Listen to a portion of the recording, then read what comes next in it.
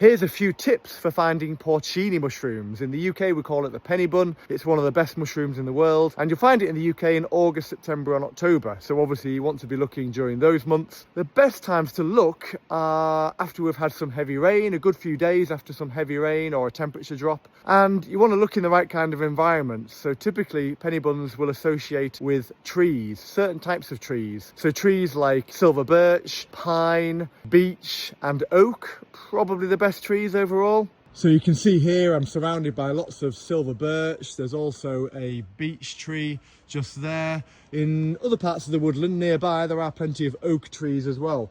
And another useful tip is if you see this mushroom. Now that's the fly agaric, the famous mushroom of fairy tales, the one with the red cap and the white dots. But I say that because I honestly do so often find that in environments where that mushroom grows, you will often, not always, but often get porcini mushrooms growing at some point as well.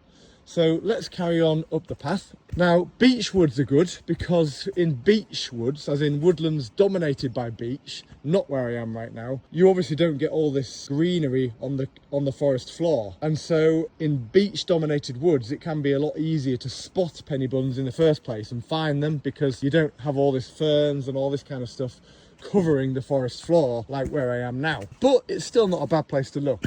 I'm certainly in the right kind of place in terms of the types of mushrooms I'm seeing that the penny buns might be found with or near. But actually here we have a really good specimen, one that still looks in pretty good nick. It's a good size, just at the base of this silver birch. I don't know if you can see underneath the pores, they may be yellowing slightly, but certainly not past their best, as it were. That'll still be delicious condition. The cap still feels pretty firm, not too spongy or soft, so it feels like it's in good nick. And here's another mushroom that can often indicate you might have penny buns in the area, because the mycelium that produces this mushroom, called the miller, often parasitizes the mycelium that produces penny buns. So if you see the miller, you may well find penny buns in the same sort of area, not necessarily next door to each other, but in the same area. And the miller does have a couple of toxic lookalikes, so if you're thinking of eating this mushroom, you definitely want to be a bit careful. You're best off, if you're new to it, doing a spore print, because the spores